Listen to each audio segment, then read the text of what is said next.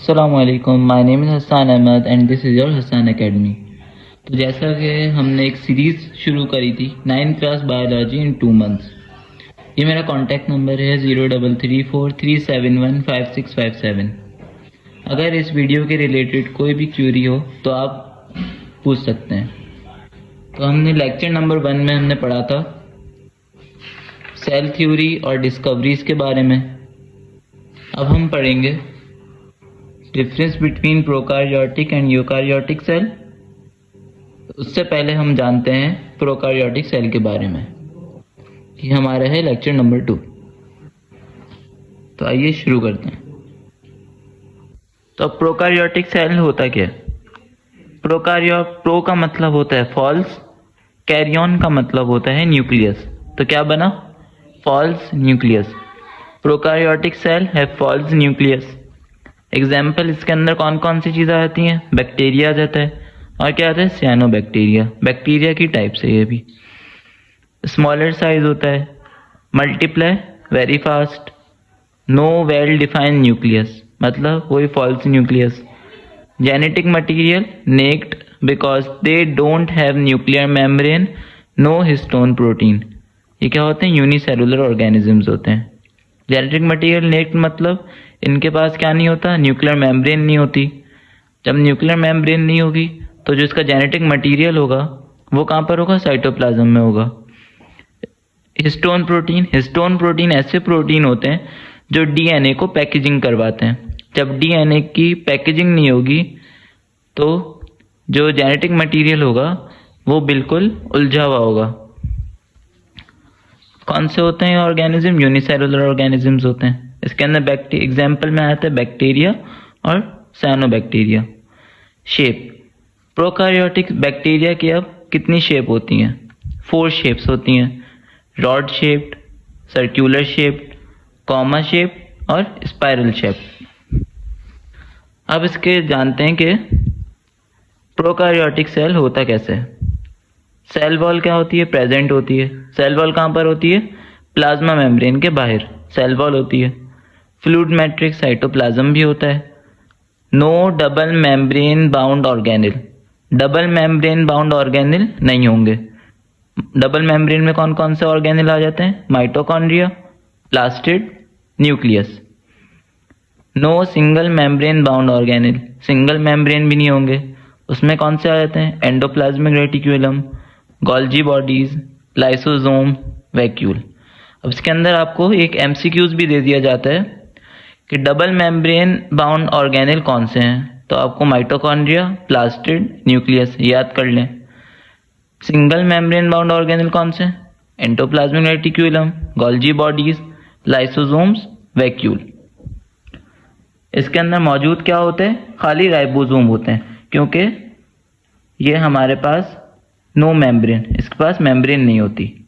तो इसके अंदर भी एक एमसीक्यू आ जाता है कि the organelle which only present in prokaryotic cell. तो कौन सा होगा? राइबोसोम्स। और नॉन मेम्ब्रेन बाउंड ऑर्गेनेल कौन सा है? राइबोसोम। मौजूद क्या होता है? सेंट्रियोल और सेंट्रोसोम, जो हमारा माइटोसिस और मियोसिस के अंदर हेल्प करते हैं, सेल डिवीजन में हेल्प करते हैं। सेंट्रियोल और सेंट्रोसोम वो भी क्या होते हैं? एब्सेंट होते हैं। अब आगे चलते हैं। ये हमारे पास है प्रोकार्योटिक सेल की डायग्राम। अब देखें, ये आउटर मेम्ब्रेन कौन सी है? ये हमारे पास कैप्सूल है। कैप्सूल के इनर हमारे पास क्या आती है? Cell wall. सेल वॉल के अंदर क्या होती है? Plasma membrane. Plasma membrane prokaryotic cell के अंदर कुछ एक्सटेंशन होती है प्लाज्मा मेम्ब्रेन में। In folding of plasma membrane क्या होगी? Mesosomes. In folding of plasma membrane को क्या कहते हैं? मीजोसोम कहते हैं। इसके फंक्शन देखते हैं। ये किस लिए रिस्पॉन्सिबल होती है? रेस्पायरेशन के लिए, फोटोसिंथेसिस के लिए और नाइट्रोजन फिक्सेशन के लिए। यहाँ पर एक जेनेटिक मटेरियल होता है एक और, ये होता है हमारे पास प्लास्मिड। प्लास्मिड क्या होता है?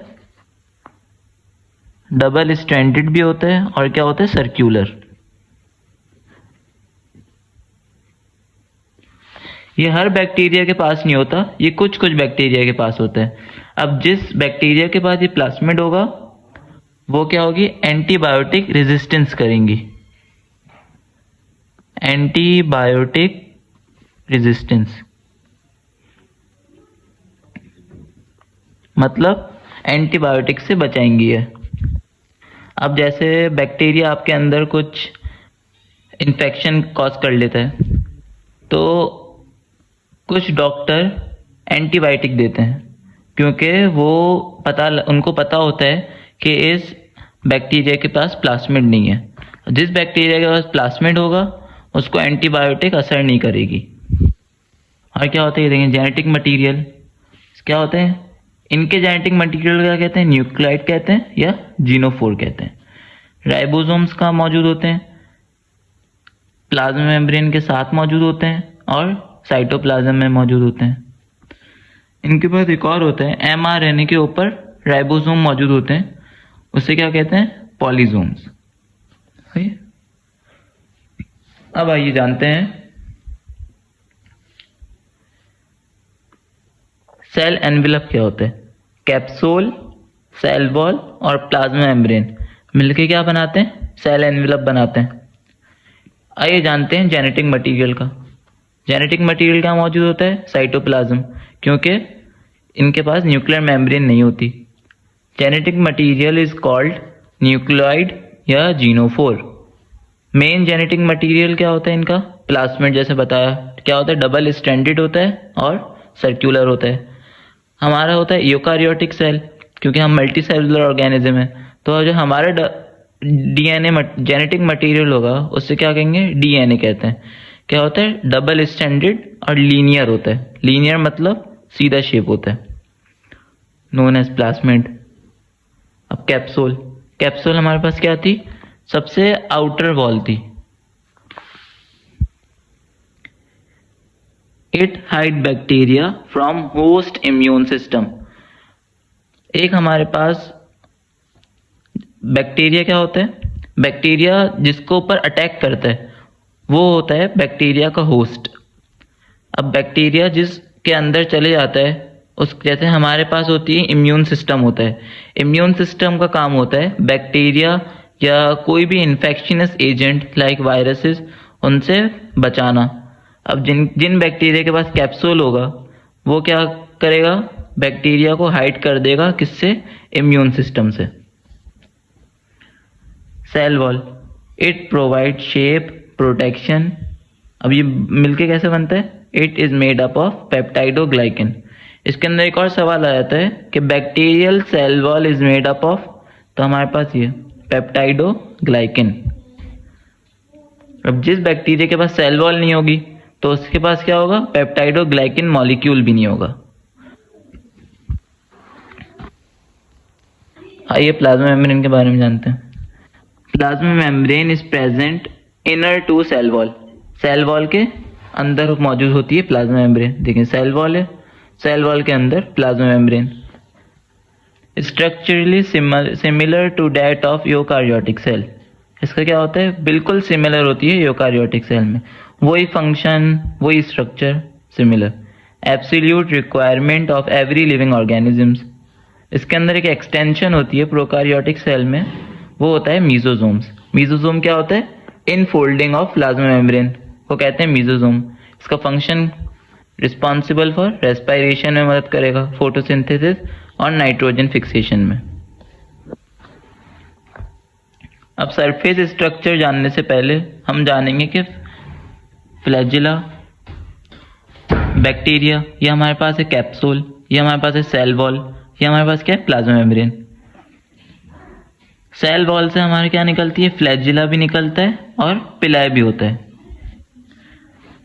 फ्लैजिला, जिस बैक्टीरिया के पास फ्लैजिला होगा वो क्या करेंगे, वो बैक्टीरिया मूव कर सकते हैं, मतलब फ्लैजिला हेल्प्स इन मोटेलिटी या मूविंग। पिलाय, पिलाय और फिम्ब्रे, फिम्ब्रे भी इसी टाइप के स्ट्रक्चर होता है। ये दोनों मिलकर क्या कराते हैं, मेटिंग या कॉन्जुगेशन। मतलब बैक्टीरिया को, इम्यून होस्ट बैक्टीरिया को दूसरे सेल के साथ मेटिंग, मतलब इंटरकोर्स या तो मेटिंग कहेंगे इसे, ये करवाते हैं। सीलिया, सीलिया क्या होता है? Present in eukaryotic bacteria. ये कहाँ मौजूद होता है? खाली यूकारियोटिक बैक्टीरिया में। राइबोसोम्स, राइबोसोम्स को क्या कहते हैं? Ribosomes is also known as protein factory. Protein factory का मतलब क्या होता है? राइबोसोम्स क्या करेंगे? सिंथेसिस ऑफ प्रोटीन करेंगे, प्रोटीन बनाएंगे। सबसे स्मॉलेस्ट ऑर्गेनिल है। किस किस से मिलकर बनता है? राइबोसोमल आरएनए और प्रोटीन से मिलकर क्या बनता है? राइबोसोम बनता है। अब कहाँ अटैच होते हैं? They are attach to the plasma membrane, जैसे बताया था, ये देखें प्लाज्मा मेम्ब्रेन और साइटोप्लाज्म में। अगर हम इसमें कहें, एक सवाल ऐड करते हैं कि प्रोकार्योटिक सेल के अंदर प्रोटीन्स कहाँ कहाँ बनते हैं, तो हम क्या कहेंगे? प्लाज्मा मेम्ब्रेन से। प्लाज्मा मेम्ब्रेन में ही बनते हैं क्योंकि वो अटैच हुए हुए हैं राइबोसोम प्लाज्मा मेम्ब्रेन से। तो राइबोसोम प्लाज्मा मेम्ब्रेन में भी प्रोटीन सिंथेसिस होगी, और कहाँ होंगे? साइटोप्लाज्म में भी प्रोटीन सिंथेसिस होगी। सही। ये हमने थोड़ा जान लिया कि प्रोकार्योटिक सेल होता क्या है। आइए अब पढ़ते हैं प्रोकार्योटिक और यूकार्योटिक सेल के डिफरेंस। अब जानते हैं डिफरेंस। प्रो का मतलब पहले ही बताया था आपको, प्रो का मतलब होता है फॉल्स, कैरियो का मतलब होता है न्यूक्लियस। तो क्या हुआ? प्रोकार्योटिक सेल के पास क्या होता है? न्यूक्लियस, फॉल्स न्यूक्लियस होता है। ऐसे यूकार्योटिक सेल में क्या होगा? ट्रू न्यूक्लियस होगा। इसकी एग्जाम्पल में आता है बैक्टीरिया और सियानोबैक्टीरिया। इसमें आ जाता है एनिमल और plant cell. Prokaryotic have false nucleus, eukaryotic have true nucleus. They does not have nuclear membrane, nuclear membrane नहीं थी, तभी जो इसका जेनेटिक मटेरियल था जिसे हम न्यूक्लियोइड या जीनोफोर कहते हैं, वो कहाँ पर था? साइटोप्लाज्म में। They have nuclear membrane. They are unicellular organism, they are multicellular organism. They does not have membrane bound organelle. अब इसके अंदर मेम्ब्रेन बाउंड ऑर्गेनिल कौन से? डबल मेम्ब्रेन और सिंगल मेम्ब्रेन दोनों नहीं थे इसके पास। They have membrane bound organelle. इसमें कुछ एग्जाम्पल मैंने लिखी हुई है, जैसे endoplasmic reticulum, Golgi body, lysosome, vacuole, mitochondria, plastid और न्यूक्लियस। इसमें 70s राइबोसोम प्रेजेंट होता है, इसमें 80s राइबोसोम प्रेजेंट होगा। प्रोकार्योटिक का सेल साइज स्मॉल होता है, यूकार्योटिक का सेल साइज बिग होता है और लार्ज होता है। Protein synthesis in cytoplasm and plasma membrane. Protein synthesis कहाँ पर होती है? साइटोप्लाज्म में होती है और प्लाज्मा मेम्ब्रेन होती है, प्लाज्मा मेम्ब्रेन में होती है। Protein synthesis occur in endoplasmic reticulum, mitochondria and chloroplast. इसे हम आगे जानेंगे। न्यूक्लियोलस यहाँ प्रेजेंट नहीं होता, न्यूक्लियोलस इज प्रेजेंट। डीएनए क्या होता है? डबल स्ट्रैंडेड सर्कुलर होता है, और क्या होता है? नेक्ड होता है। हिस्टोन प्रोटीन नहीं होते, इसलिए वहाँ नेक्ड कहेंगे हम। सर्कुलर क्या था? वो प्लास्मिड जो था। यहाँ होता है डबल स्ट्रैंडेड लीनियर होता है, और क्या होता है? हिस्टोन प्रोटीन में मौजूद होते हैं। तो ये हमारे पास था लेक्चर नंबर 2, जिसमें हमने पढ़ा difference between prokaryotic and eukaryotic cell. बहुत इंपॉर्टेंट सवाल है क्लास 9 के लिए। ये हमने जाना प्रोकार्योटिक सेल के बारे में। हमने इसमें ये भी जाना कि सेल वॉल कौन से मॉलिक्यूल से मिलके बनता है, वो था पेप्टाइड और ग्लाइकेन। हमने ये सब पढ़ा। फ्लैजिला के बारे में पढ़ा, राइबोसोम, प्रोकार्योटिक सेल के अंदर प्रोटीन सिंथेसिस कहाँ कहाँ होती है, ये हमने पढ़ा। अगर आपको ये लेक्चर पसंद आया तो हसान एकेडमी को लाइक करें, सब्सक्राइब करें, और आगे अपने दोस्तों को, उनकी ताकि हेल्प हो सके, उनको आप शेयर भी करें। अल्लाह हाफिज़।